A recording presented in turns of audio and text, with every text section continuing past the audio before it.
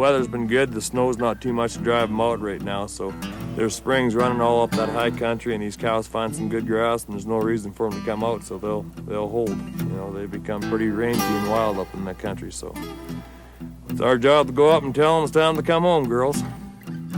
Nothing better than riding a good horse, punching cows.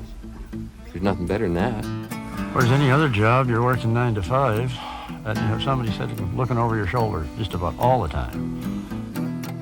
It's a guy that can get on a horse and go out and handle cattle in a way that the cattle almost think that they are just doing it on their own.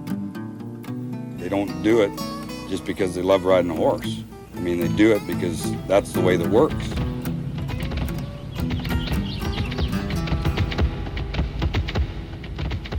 When a stranger rode into a cow camp, he was invited to pull his saddle off and come and eat. But he was never asked his name or where he came from. Range etiquette did not allow it.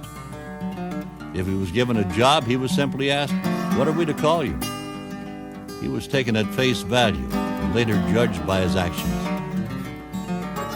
Loyalty to the brand for which he worked was one of the outstanding characteristics of the old-time cowboys. Men were known to starve, freeze, fight, and die for the outfit that employed them. Working at the Bayou. Grub was terrible, except on the roundup.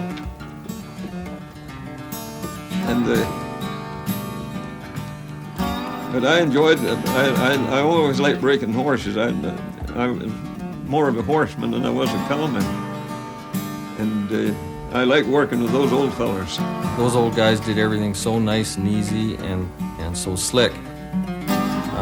They made it look easy. And a young guy like myself would go in and let's say try to bring a cow and calf out of a bunch, and you'd make it look hard. And one of those old fellas could go in and they'd have a pair out before they even knew they were out of the bunch. So you just kept your mouth shut and watched those old boys and learned from there. There's banks and there's loans and there's deadlines and there's production, and there's all those things that every business in the world has to contend with to keep going. And although everyone might perceive riding across the hills on your horse and moving some cows as a very romantic way of life, and it may be, it's a lot of hard work.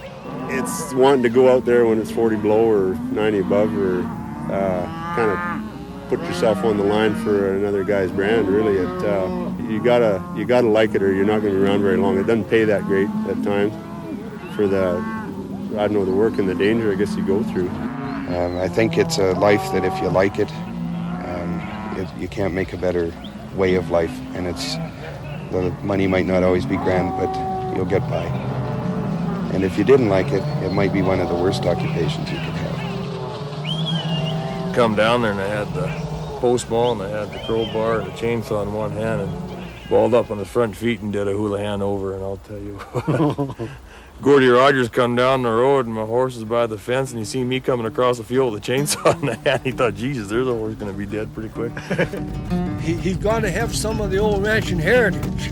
He's got to realize and understand how ranching started, and if he wants to be part of that, he has to have some of that heritage.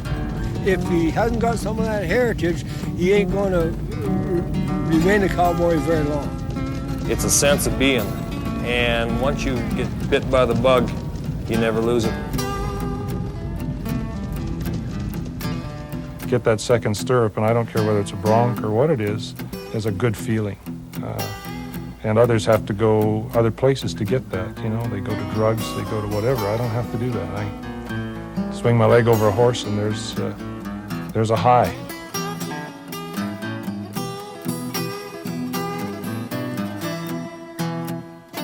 Cowboys of the old school still exist, but they're prominent because of their scarcity, and they're treasured by the rancher who is fortunate enough to have them on his payroll.